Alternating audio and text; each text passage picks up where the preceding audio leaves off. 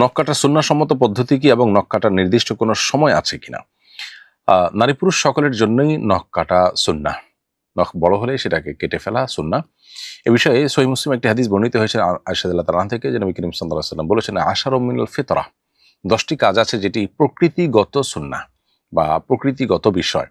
অর্থাৎ আল্লাহ তাআলা মানুষকে যেভাবে সৃষ্টি করেছেন তাতে এই সুন্নাহগুলো সৃষ্টিগতভাবে মানুষকে মেনে চলতে হয়। অর্থাৎ সকল যুগের মানুষের জন্য এটি প্রযোজ্য, সকল নবীদের সুন্নাহ এটি। কারণ সুন্নাহটি প্রকৃতিগত, যার কারণে আল্লাহ যে প্রকৃতি দিয়ে আমাদেরকে সৃষ্টি করেছেন সেই প্রকৃতিতে এই সুন্নাহ আমাদেরকে প্রতিপালন করতেই হয়। সেই 10টি সুন্নাহর একটি হলো কসুল আজফার বা নখ কাটা।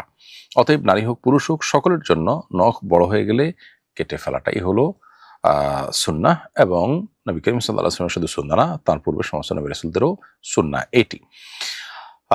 নখ কাটার ক্ষেত্রে বিশেষ কোনো পদ্ধতি পরিষ্কারভাবে হাদিসে বর্ণিত হয়নি যে অমুক আঙ্গুলের পরে অমুক আঙ্গুল, তারপরে তমুক আঙ্গুল, এরকম কোনো বর্ণনা কোনো হাদিস দ্বারা প্রমাণিত নয়।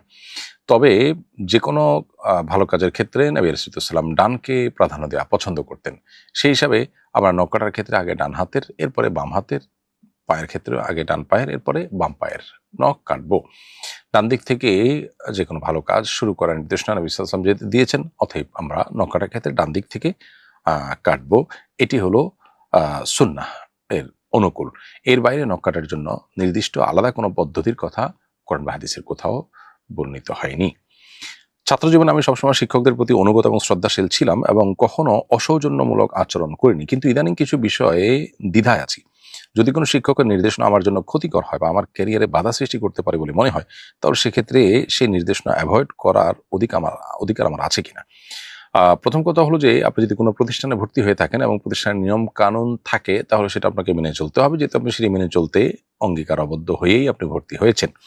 ভর্তির পর যদি আপনি সেই নিয়ম কানুন আপনার পছন্দ না হয়, ক্ষতিকর মনে হয়, তাহলে প্রতিষ্ঠান চেঞ্জ করার আপনার এখতিয়ার আছে, কিন্তু আপনি যে বিষয়ে মানবেন বলে অঙ্গীকার করেছেন সে বিষয়ে না মেনে চলার সুযোগ আপনার নেই, কারণ মুসলমান তার অঙ্গীকার রক্ষা করতে হবে।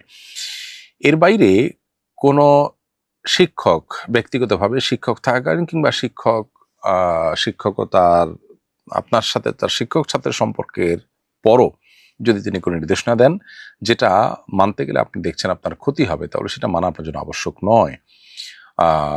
এটি না মানলে আপনি শিক্ষকের প্রতি অসম্মান করেছেন বা তার প্রতি অশ্রদ্ধা করেছেন এমন কিছু প্রমাণিত হবে না বা এমন কিছু বলা যাবে না।